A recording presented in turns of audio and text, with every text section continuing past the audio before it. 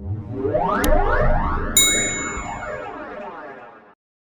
she kisses him, he remembers. It's as if his past lives come flooding back to him, much like when we remember who we are by knowing all is love.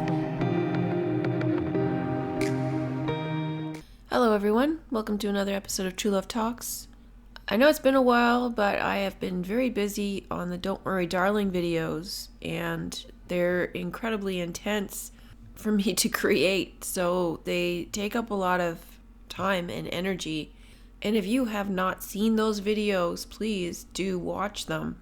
There's a video on my backup channel I posted last week that is very helpful in terms of explaining why these events and movies are important to decode, and why it's important that you are able to decode these things in your own life. So if you haven't seen that video, then please do so. My backup channel links are in the description. Just to let you know of some of the things I've been working on. Big news, yesterday I launched an online store. I designed everything myself using some of the insights I've gained on my journey, like IXXI, 911, Emergency, Life is a Fairy Tale, the Pharaoh Tarot, Home is Where the Heart Is. I think these designs are really fun, and I've made sure to provide a broad range of options for you. If there's something you'd like to see, let me know, and if it suits, I will consider adding it to the collection. Also, in case you missed it, I released my first newsletter at the end of March, and I will be releasing future issues on the 1st of every month. You can subscribe on the homepage of my website. And Sundays, I have weekly live chats where I answer your comments, and that happens at 2 p.m. Also, I want to make mention of the shorts. I have started to release my short videos. So now that the updates are out of the way, let's get to the video.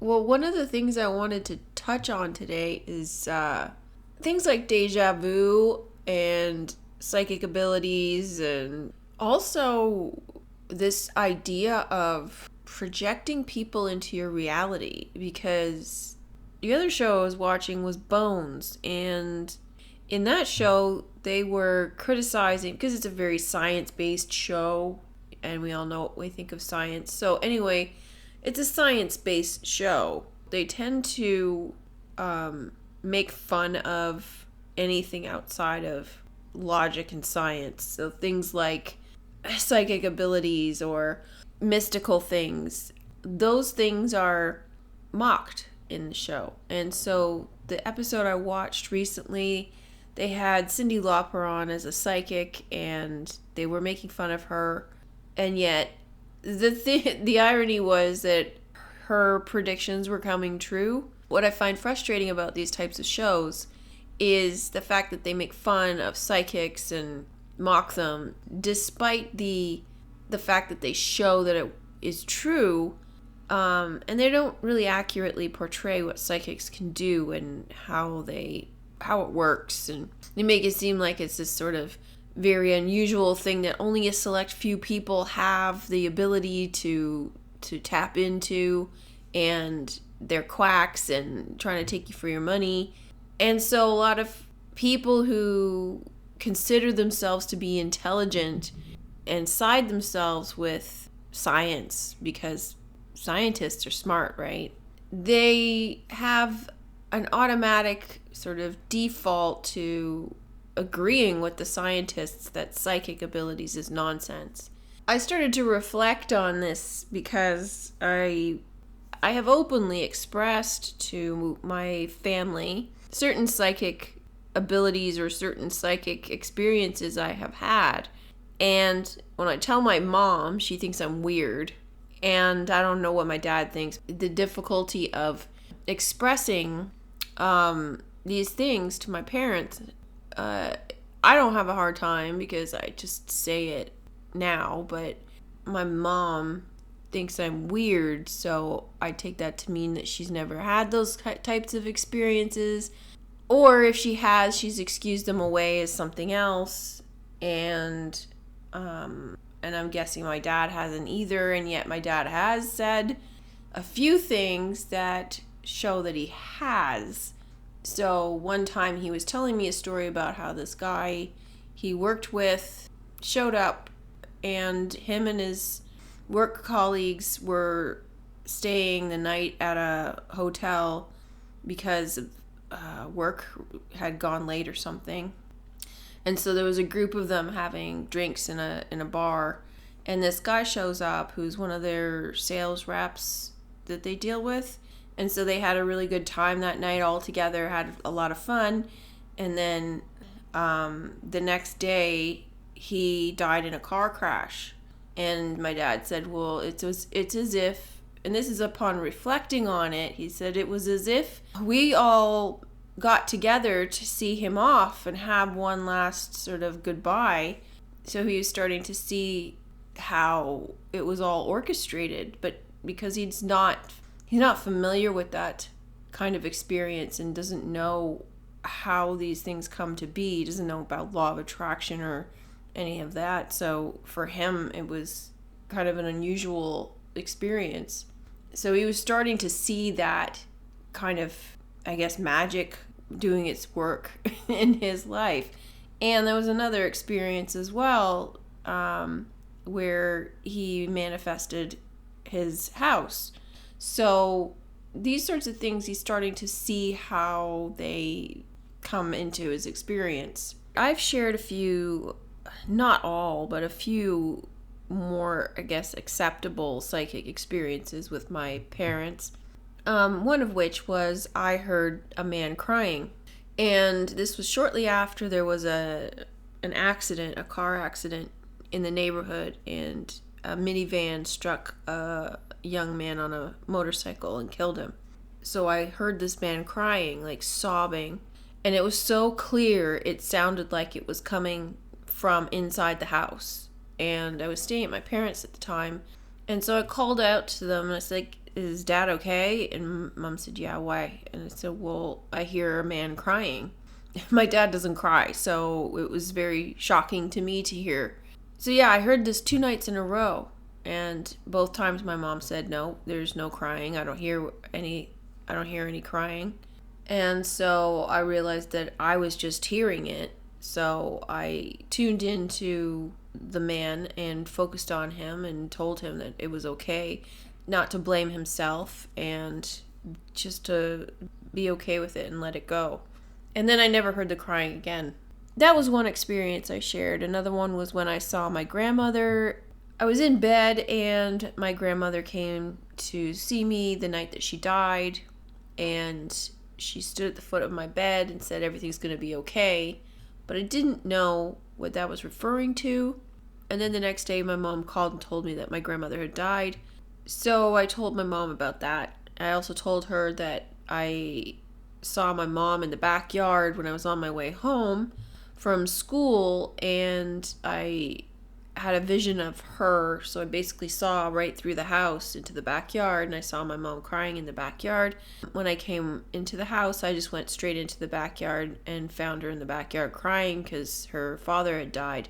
Things like that. I also had an experience that I recently told my parents about, and I'm pretty sure I shared it with them because I know that I told them when it happened, because I was in the kitchen and I was looking out the window into the backyard, and I saw this man who was wearing khaki pants and a blue shirt, and he was probably like late 30s, maybe 40s, and he walked through the backyard. And so I ran into the family room because the windows continue in the family room, and I ran in there. But I ran to the front of the house and he didn't come out of the yard. He just disappeared. But he didn't look like somebody who was trying to sneak through somebody's backyard. He looked like somebody who was just going about his business, walking down the street or something, and which was kind of unusual style of walking through somebody else's backyard. So I called my dad and I said, Dad, like there's somebody in our yard, and he didn't see anybody either. And I remember explaining it to him at the time. And so I repeated this story recently, and my dad doesn't even remember it. And then I've also explained several instances of deja vu. One time when I was working for my dad. We were in a restaurant, and it was a converted mill, like a flour mill. So in the middle there was a wheel. It was like a water wheel, and as soon as I started to walk past the water wheel, I had the deja vu triggered.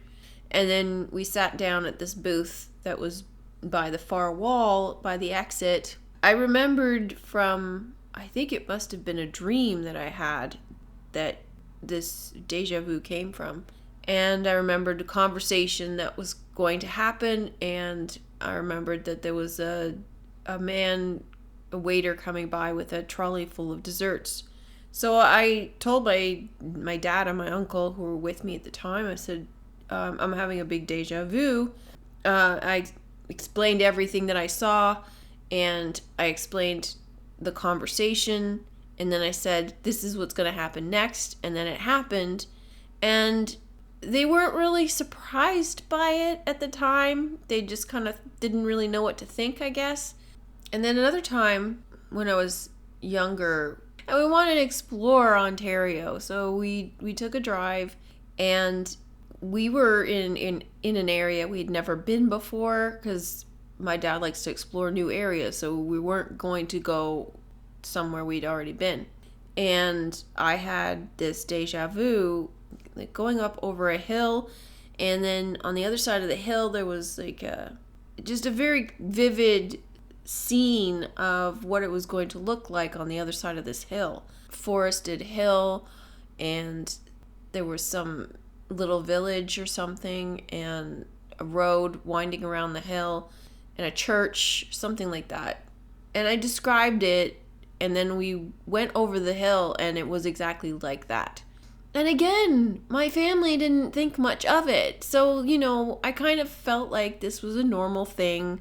It wasn't, but then my family's kind of like that. They're a bit stoic. So, yeah, it kind of just felt like a normal everyday thing that wasn't a big deal.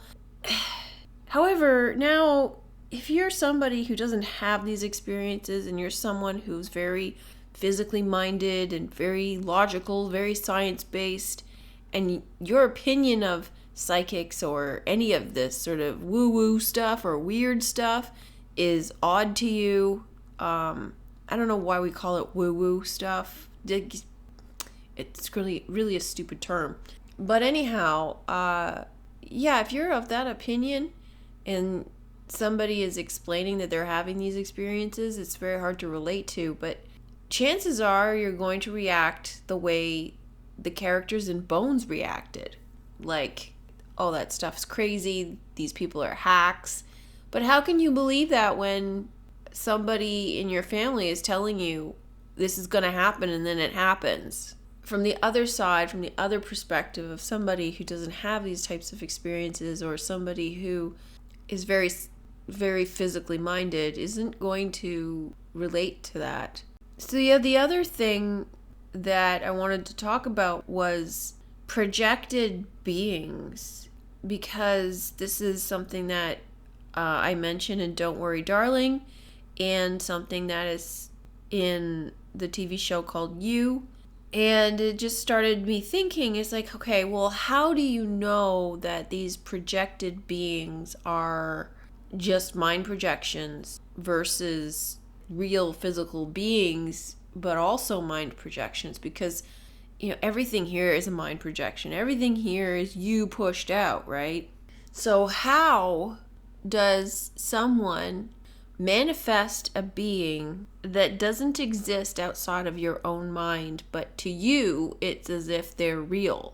In the instance of Don't Worry Darling, we know that they're in a simulation, so anything is possible because everything's created in her own mind, and it's a shared, co-created experience. So there are other beings there, but her mind is creating these experiences. So how much of it is in her mind, and how much of it is shared experience? And if you're creating these beings as a part of the simulation, then other beings will be able to see it, right? So is it just the nature of like the programming itself. So for example, let's say if you're suffering from hallucination and your mind splits, like you or Johnny Depp had a movie as well, Secret Window, I think. And in that one, he projected someone into his experience who did not exist. So essentially split himself and projected it outward. But only he could see it. But this person was real as could be to him. Now, when you think about things in terms of law of attraction, law of assumption, and how things are manifest into your experience, where in the instance of the Johnny Depp movie and you are someone who's done something really bad, so you can't live with yourself. You split yourself because you can't tolerate that part of yourself, and you manifest this other person that you project all of that bad stuff onto and totally disassociate yourself from it. So I'm a good person, me, because everybody has to believe that they're a good person in order to live with themselves. But when you've done something that you are feeling bad about, like to that extreme, then you can no longer believe that you are a good person. So you have to completely disassociate from that part of yourself. So that part goes in the bin. It goes projected outward onto this other person who your mind just automatically manifests. And because it's still you, right? This is the programming that you're telling yourself. You're telling yourself, I can't live with myself. That's not me. And so you project it outward automatically onto this other person who only exists in your head, as opposed to in our, real life experience that we have here in this realm, where you can manifest beings into your experience that other people can see, that are, physical and tangible and interact with other people and seemingly have lives. And I'm not a proponent of the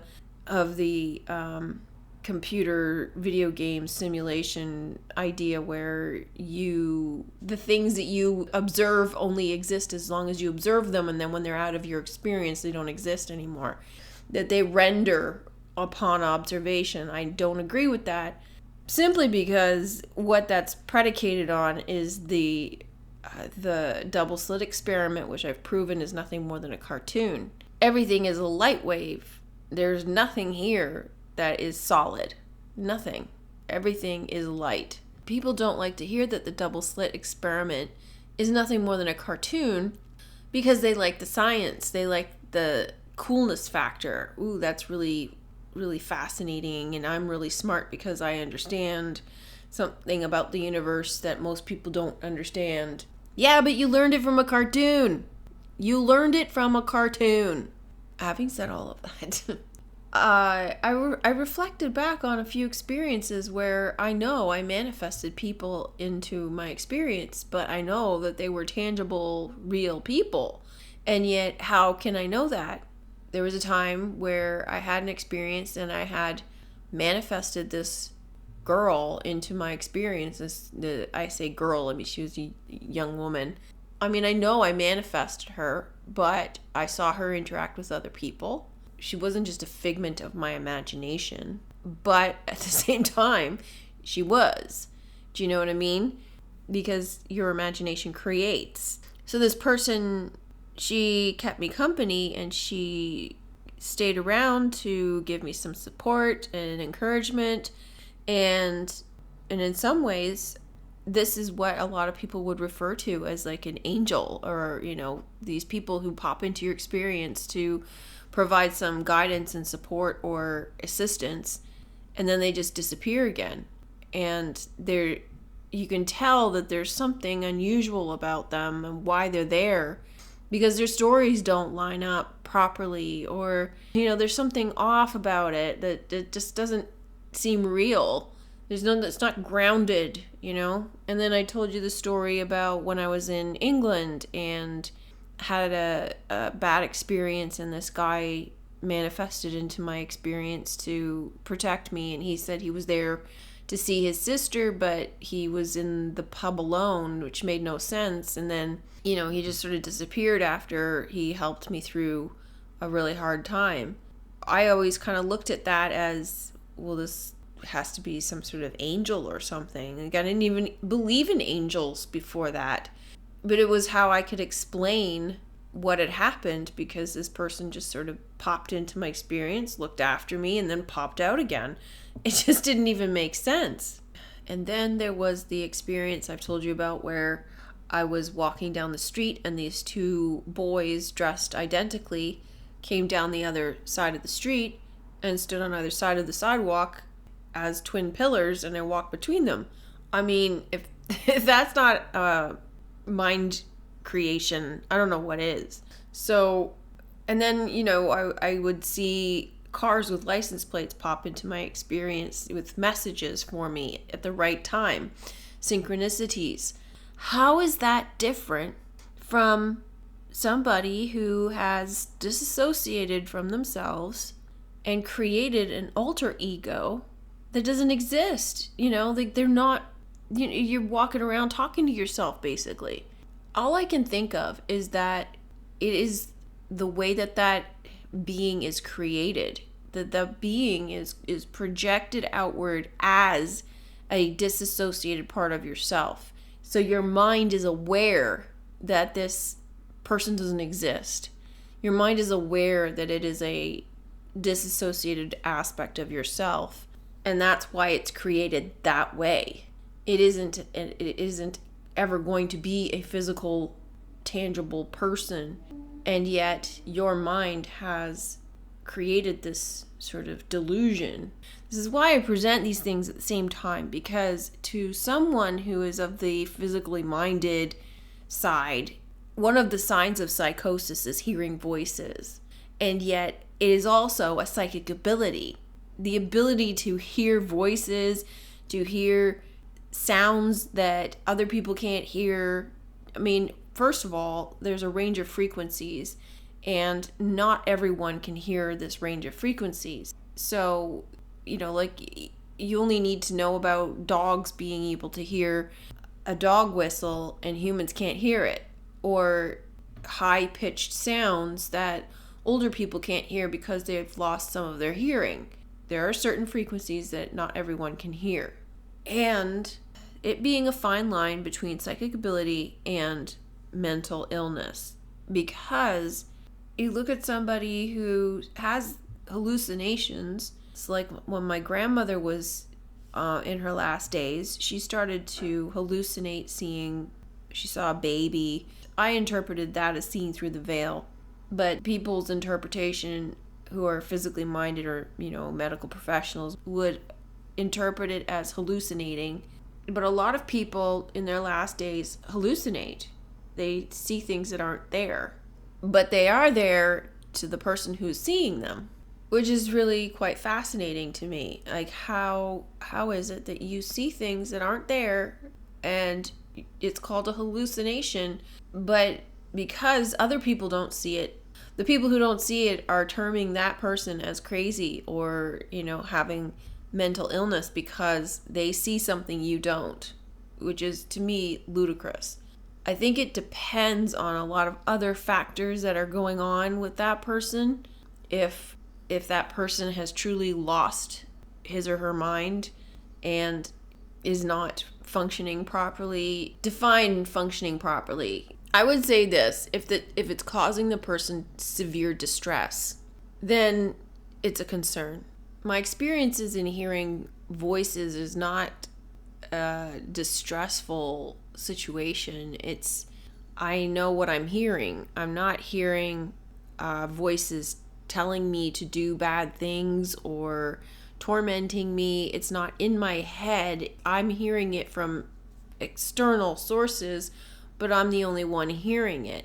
And from what I've read, if you're someone who suffers from psychosis or schizophrenia, these voices that you hear are tormenting voices. They are distressing. They tell these people horrible, mean, nasty, awful things, which is seriously distressful.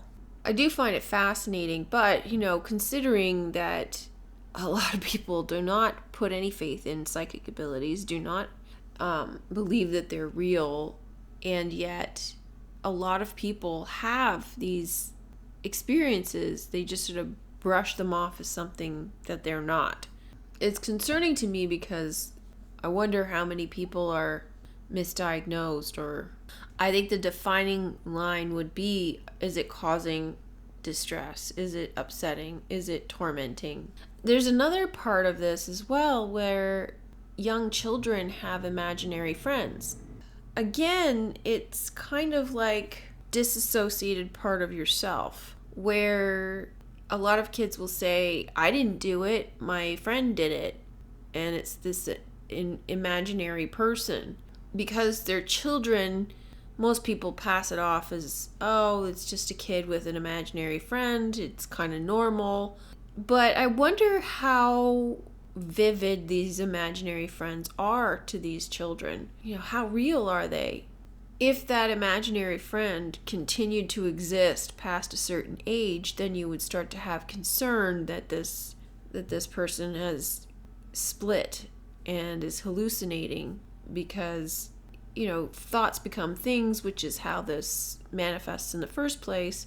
But even then, this being is just a projected aspect of self. So it has to come down to, your brain knows when it creates it that is what it is, and it's not ever going to be anything physical in the real world. So that's why it manifests in that form. An unusual topic.